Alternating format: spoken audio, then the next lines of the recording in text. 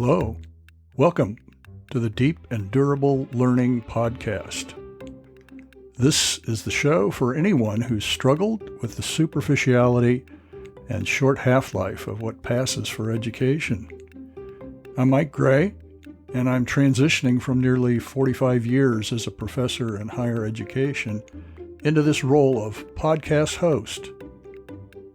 This show is not primarily about bemoaning the state of education. Instead, I'll offer a positive, practical vision of how your learning can become both deep and durable. In today's podcast, we're exploring a crucial question for deep and durable learning. What's the difference between being informed and being knowledgeable? We could call today's podcast Confusion Says, pun intended, or Epistemology Part 1. There's a general sense of confusion about the concepts of information and of knowledge, and today we want to get some clarity about these two ideas that are often confused. Let me quote a woman with a PhD in epistemology. She says, quote, "We tend to think knowledge is information, facts, bits of data, content, true statements. We then conclude that gaining knowledge is collecting information. And we're done. Educated, trained, expert, certain." So says the epistemologist Esther Meek in her book, A Little Manual for Knowing. Well, if knowledge is collecting information, a little reflection says most of us have lost most of our collection. We've all encountered vast quantities of information, even today, that we no longer remember. Do we know things if we can't remember them? Most of us would say no. Is remembering the only criterion for knowledge? Does remembering mean that we know? We're exploring today epistemology. Epistemology is a branch of philosophy that answers the question of what it means to know. Everyone has a view of what it means to know. Included in epistemology is a related question, which is what counts as evidence for knowing. And the Oxford English Dictionary includes in the concept of epistemology, quoting here, the distinction between justified belief and opinion, end of quote. So due warning here, we're entering a realm that contains fake facts and just your opinion, as well as the truth. The brain is pretty terrible as an information storage device, although we concoct mnemonic devices and other ways of trying to make it more efficient as an information storage device. On the other hand, it's pretty wonderful as a pattern recognition engine. It is through recognizing and exploring patterns, we can call these concepts or ideas. That's what concepts or ideas are. They're patterns that we've recognized. It's through the exploration of patterns that we have the ability to reason, and I would argue as a result of reasoning, to remember. I want to introduce you in our discussion of unpacking information and knowledge and distinguishing between the two to an acronym. The acronym is DIKUW, DIKUW. If you're interested in exploring this in more detail, the complimentary blog post that complements this podcast contains more information and an important diagram of what the progression from D to I to K to U to W looks like. And it is a progression. So let's start with D. The lowest level is D, which is data. Data is the thing that fills spreadsheets. Data needs to be processed if it's to have meaning. And perhaps you've been around long enough to know that computer departments were once called data processing. These days, they tend to be called some variation of information technology. And there is a relationship. Computers are good at storing data, and computers execute software that then processes the data and allows it to be sorted and combined according to algorithms in the software to finally yield information. Let me give you a concrete example. I was recently chosen, would be a polite word, by the Census Bureau to answer a survey follow-up to the census called the American Community Survey. I was told when I opened the thick packet that accompanied it that I was required by federal law to take this seriously, to fill this out expeditiously, and to answer the questions to the best of my knowledge. It turned out to be about a 1-hour investment because the American Community Survey asked me all kinds of fairly intrusive questions, down to the names and ages of who lives in my house, but also how many rooms are in my house, what the number of bedrooms are, the number of bathrooms, the magnitude of my utility bills, what my homeowner insurance premiums are, whether I have internet access, and on and on and on. I was assured that my answers would not be attached to my name in the storage of the data, but my answers to these questions was part of a growing data set that would then be processed by the federal government to yield information. So you see the relationship there. The data included all the particulars and became the basis of making some statements about the aggregate of each one of those answers from people in my state, in my county, and so forth, to help decision makers, politicians, sociologists, public health individuals, etc., to have information about demographics and poverty and access to health care and on and on. So this relationship between data that when processed yields information is something we're used to. And obviously decisions should be made with as accurate an information base as possible. Information then is a form of description, may involve numbers, but ultimately information is a what. It answers a what question, like what's the average income of someone in my county? What is the average number of persons living in a home? is the average number of bedrooms and bathrooms and so forth. It's just a what. It's not a so what. It's not a why. It is hopefully factual. I tried to make my responses as factually accurate as possible.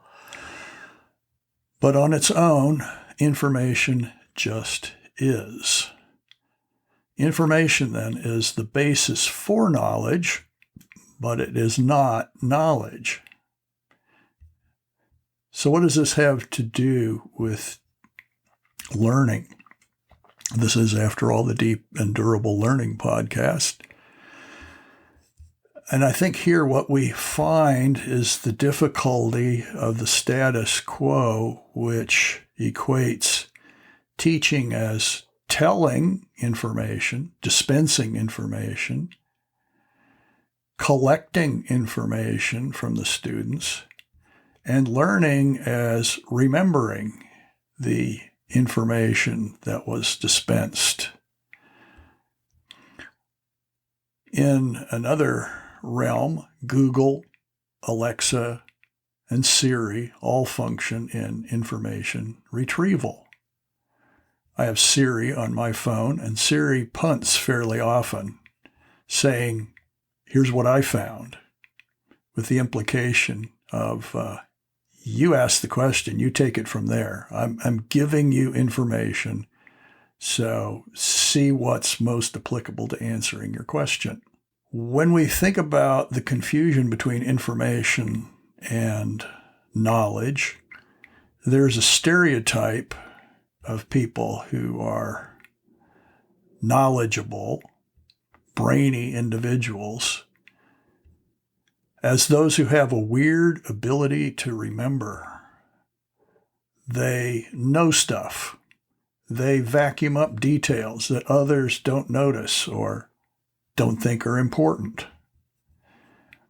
I remember in one of my first jobs, actually my first full-time job in higher education, was getting better acquainted with someone who was the dean of admissions at this institution and who knew me on a superficial level.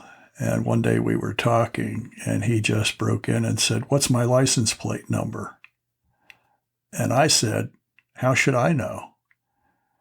And what he revealed after that was he thought I was one of these individuals who was brainy, who had a weird ability to remember stuff and notice details. Well, we've got lots of this stereotypical view out there. For instance, a juvenile book series from the 1960s was called Encyclopedia Brown. And the publisher says in regard to this book series, Leroy Brown is back in the Encyclopedia Brown series. As Idaville's 10-year-old star detective, Encyclopedia has an uncanny knack for trivia. With his unconventional knowledge, he solves mysteries for the neighborhood kids through his own detective agency. And there you have the linkage, an uncanny knack for trivia and unconventional knowledge. Well, trivia and knowledge are two different things. Remembering and solving mysteries are two different things. I never did read the Encyclopedia Brown series, but I do remember with actually some great fondness the Bullwinkle the Moose series that aired from 1959 to 1964. And there was a character on Bullwinkle called Mr. Peabody. Mr. Peabody actually happened to be a dog. And one synopsis of the character of Mr. Peabody was the following, quoting, "The brilliant and slightly egotistical beagle known as Mr. Peabody has long been recognized as the world's most intelligent dog, despite his penchant for making the worst puns in the history of wordplay.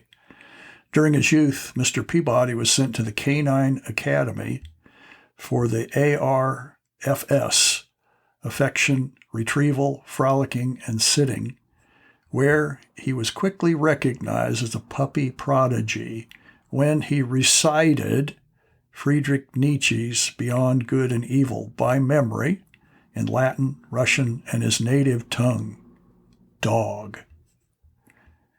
Well, being able to recite by memory is a very different thing than having knowledge of Nietzsche's argument, even if it's notable that you can pull this off in Latin, Russian, and dog. So we're sneaking up on a cultural stereotype is what we're dealing with, and an erroneous cultural stereotype is the point that I'm making. Knowledge makes use of information. It puts information to work.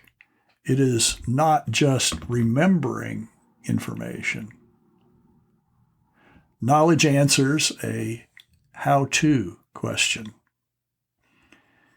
Here's another example of the linkage between information and knowledge, and this one comes from evidence-based medicine, which is a phrase trending these days that I've always found slightly amusing. If today we have evidence-based medicine, the practice of medicine previously was based on what? Is the question that naturally occurs. Well, let's put that aside, and I'd like to explore for a moment the book Better, just one word, Better, by the surgeon Atul Gawande, who's actually an excellent writer. I would recommend his books to you, including an important book called Being Mortal.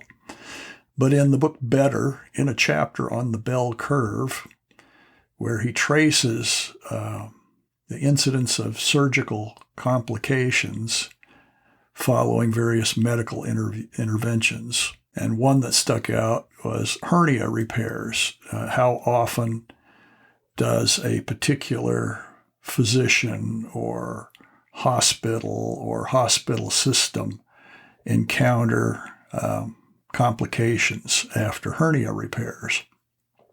Somewhat surprising to Gawande, the outcomes, complications, which he found from collecting information that was reported to governmental agencies, showed a bell curve distribution.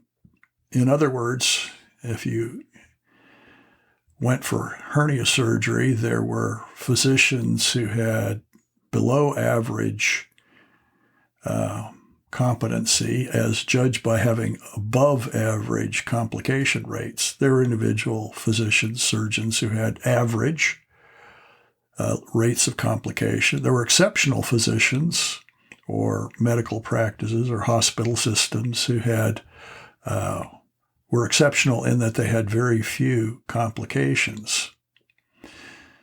And so Gawande, intrigued by this, explored more as a surgeon himself about how they actually went through the whole process from analyzing who needs hernia repair to the procedures used, the follow-up of patients, and so forth and so on. This information then leads to what's often called best practice.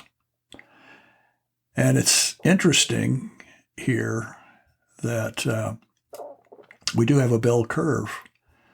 Not to be too personal, but I've had a hernia repair, and I had some idea about the possibility of complications. So I actually sought out a student of mine who's been a surgeon in my city for several decades, who is well known in the city as one of the most accomplished surgeons around. So he did my surgery, and after a convalescence period, I've had zero complications, and that's been more than a decade ago. On the other hand, I have a neighbor up the street who had somebody else as a surgeon. I have no idea exactly who, but she had procedures done at least 3 times. The second and third times were because the surgery was not properly done the first time, and reinforcing fabric moved around, and finally they had to do the surgery over again 2 more times, as I recall. So what we've got here in this evidence-based medicine that leads to best practice is collecting detailed information about different surgeons and their approaches to a procedure like hernia repair, gathering information, and then using the information to make a judgment about what is best practice. Now, eventually, it shouldn't just be that information points to such and such an approach as best practice, but we should eventually explore the question of why this best practice is best. And this question of why is an even more significant question. And Gawande addressed it in his book. And I assure you that we will get there in discussing that, but it'll be next season in this podcast. The idea here then today is information is not the same thing as knowledge, that to be informed is not the same thing as being knowledgeable. So here's a clue. We can look at the etymology of the word to inform. If we look up this in the Oxford English Dictionary, we find, of course, information is a thing, but information is a thing that's used to inform. It's a process, if you will, of informing, using information, a thing. It's a process that leads to, or at least has the potential to lead to, knowledge. The etymology is actually from a 12th century Old French word that means inform, means to mold, to literally to form in. To form in the person is the implication. So knowledge is not mere transfer and retention of information.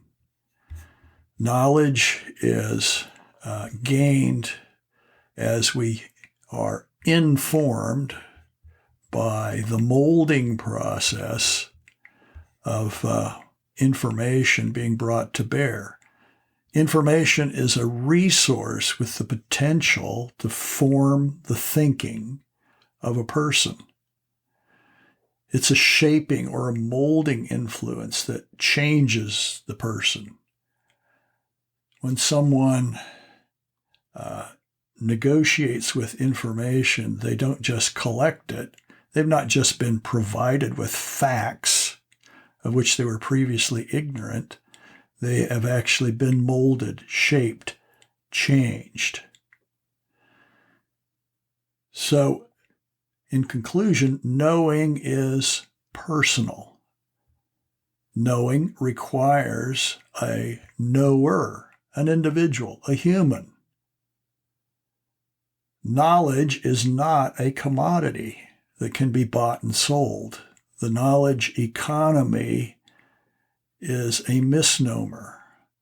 You can hire knowers who will bring their knowledge with them, and those knowledge bearers, those knowers, will continue to learn on the job to the benefit of your company. This podcast is designed to help you to become a knower. Knowers are valuable to their employers, and they experience deep satisfaction because they're growing as individuals.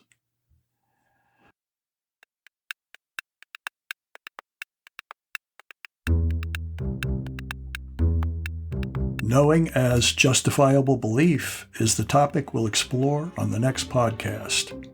Join me in 2 weeks for Epistemology Part 2, Coming Out of the Fog. In the meantime, contact me at deepanddurable.com.